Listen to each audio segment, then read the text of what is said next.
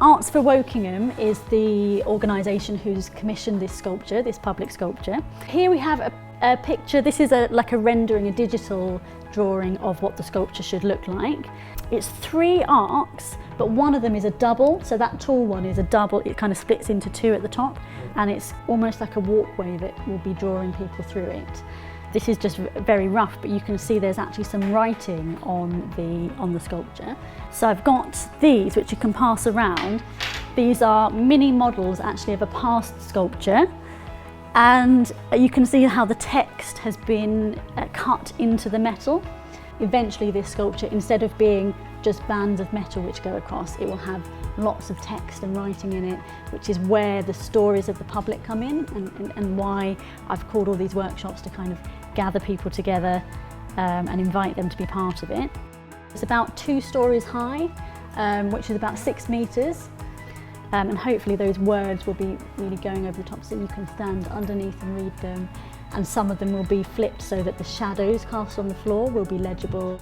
This one is actually just one person's life story, so this is the story of a Holocaust survivor, and that's obviously quite a challenging, difficult story. So sometimes my job is about treating those stories with respect and replicating it there just as he said it, but at the same time, because it's all kind of swirling and tangled, you can read the full story, or you can just zoom in and read, you know, snippets and fragments, or you can see a few sentences overlapping.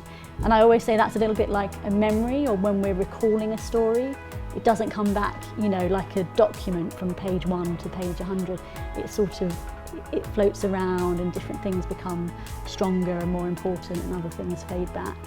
So, you know, sometimes in life we don't feel like we can really ask people stories, but I think it's really lovely when we get that in art, because then we can actually start to connect with people almost like through the medium of art, like through perhaps a translation. And finally, there's some questions here, which is, I mentioned that I'm going to ask you guys if you would like to be part of the sculpture. So really these are all just questions trying to find out a little bit more about who you are as a human being, as a person.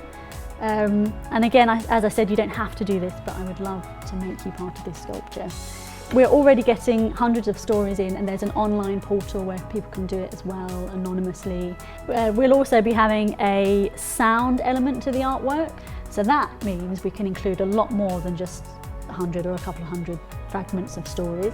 And also it's a way for people who maybe are visually impaired or can't engage in the same way to actually read the sculpture. Then that's another way of enjoying it and learning about the people of Wokingham.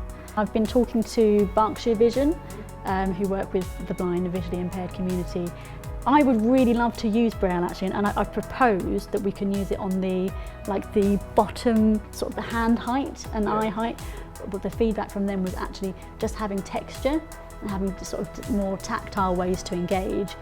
It might not tell the stories, but they could listen to those, but perhaps the texture would be a more inclusive way. So we're going to do some creative activities as well, so to try and sort of get our heads in the right space in order to then go on to sharing our stories. So it's just starting with different types of pattern making, and a little bit later on we're going to go outside and draw some things.